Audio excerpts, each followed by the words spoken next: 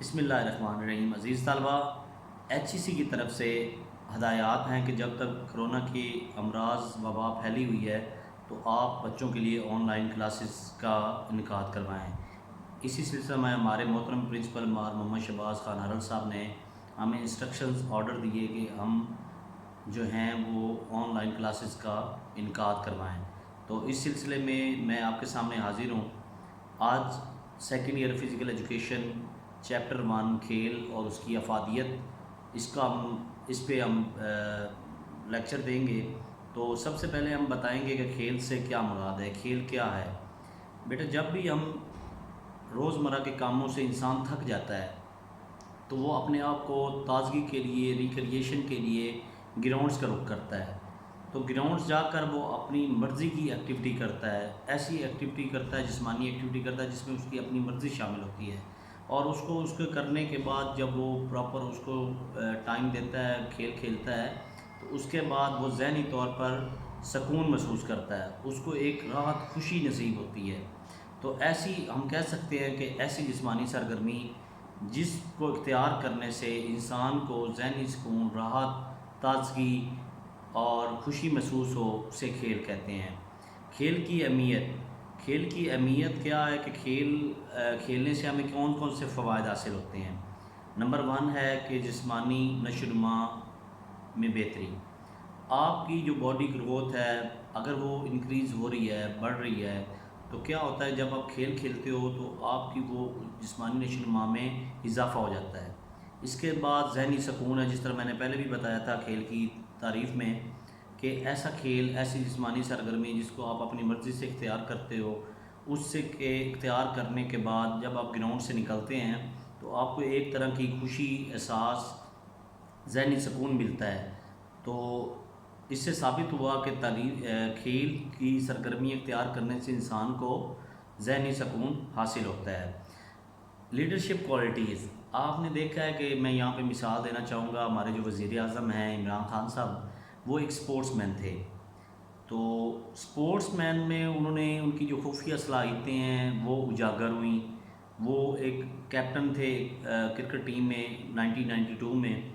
تو اس میں انہوں نے 11 پلیئرز کے ساتھ ان کو اپنے ساتھ ملا کے چلے اور کھیل میں اچھا کھیل پیش کیا، اپنی مہارتیں دکھائیں، اپنی لیڈرشپ دکھائیں۔ تو وہاں پہ وہ ہمیں فائدہ کیا ہوا کہ پاکستان ورلڈ کپ جیت گیا۔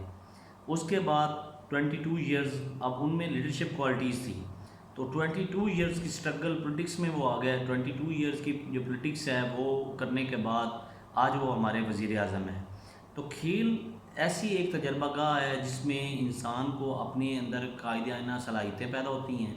تو ہم یہ کہہ سکتے ہیں کہ تعلیم جسمانی کا اور کھیل کی سرگرمیوں کا اختیار کرنے سے انسان کے اندر لیڈرشپ کی کوالٹیز پیدا ہوتی ہیں۔ اس کے بعد بیٹا ہے انسان کے 11 نامیاتی نظام، ان کی مؤثر کارکردگی۔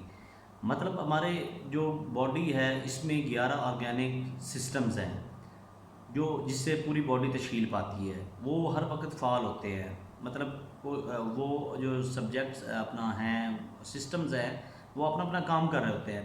اگر ان میں سے کوئی ایک سسٹم بھی خراب ہو جائے تو انسان بیماریوں کا شکار ہو جاتا ہے۔ تو جب ہم گراؤنڈز کا رخ کرتے ہیں تو ہمارے جو آرگینک سسٹمز ہیں وہ پوری طرح سے کام کر رہے ہوتے ہیں اور ان کی جو کارکردگی ان میں اضافہ ہوتا ہے۔ تو اضافہ ہونے کے ساتھ ساتھ جب وہ پراپر طور پر فعال ہوتے ہیں تو ہماری صحت کو وہ ضامن بنتے ہیں، ہم مختلف بیماریوں سے بچ سکتے ہیں۔ اس کے بعد جو خفیہ صلاحیتیں ہیں اجاگر ہوتی ہیں، وہ کیسے ہوتی ہیں کہ جب بھی آپ گراؤنڈز کا رخ کرتے ہیں اپنی تفریح کے لیے، اپنے لیجر ٹائم کا استعمال کرنے کے لیے، اپنے آپ کو ریفریش کرنے کے لیے، تو جب آپ گراؤنڈ میں جاتے ہیں، کوئی بھی کھیل کھیل رہے ہوتے ہیں تو وہاں پہ آپ کو کوئی پتہ نہیں ہوتا کہ کون کون بندہ آپ کو واچ کر رہا ہے۔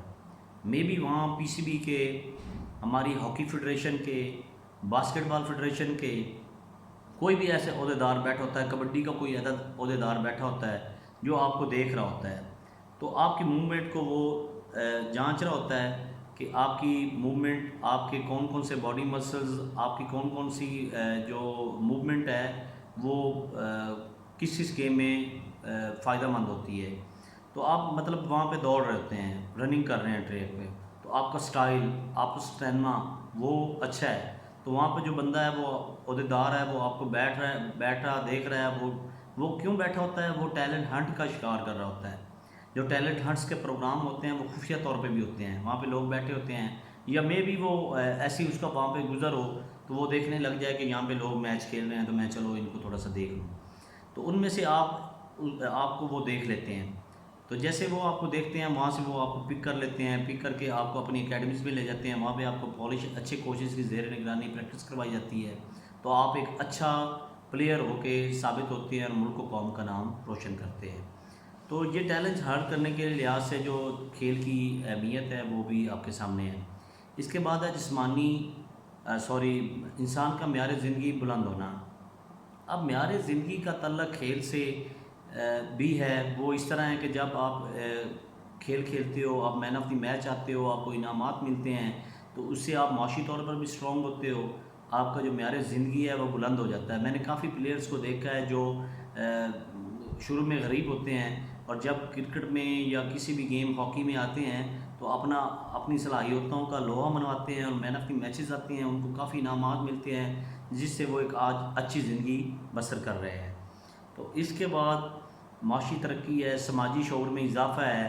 سماجی شعور میں اضافہ کیسا ہے کہ جب آپ کھیل کھیلتے ہو تو آپ مختلف قسم کے ٹورز کرتے ہو، آپ فارن کنٹریز میں جاتے ہو، وہاں پہ جا کے آپ ان کے پولیٹیکل سسٹم کو دیکھتے ہو، ان کے رہن سہن کا طریقہ کیا ہے، ان کے کھانے پینے کا طریقہ کیا ہے، ان کی سوچ کیسی ہے، تو ان چیزوں کو آپ اپنے ملک میں لے کے آتے ہو، آئیڈیاز کو لے کے آتے ہو، یہاں پہ امپلیمنٹ کرواتے ہو، یہاں پہ لوگوں میں شعور پیدا کرتے ہو کہ فلاں کنٹری میں اس طرح کا سسٹم ہے، فلاں کنٹری میں اس طرح کا سسٹم ہے، تو جو وہاں سے اچھی اچھی چیزیں ہیں وہاں سے آپ اپنی کنٹری میں لے کے آتے ہو، اپنے لوگوں کو بتاتے ہو، تو یہ اسی کو سماجی شعور کہتے ہیں، یعنی کہ سماج کے بارے میں جاننا۔ تو کھیل جو ہیں وہ ہمارے سماجی شعور میں بھی اضافہ کرتے ہیں۔ تو یہ بیٹا آج کا ٹاپک تھا کھیل اور اس کی افادیت۔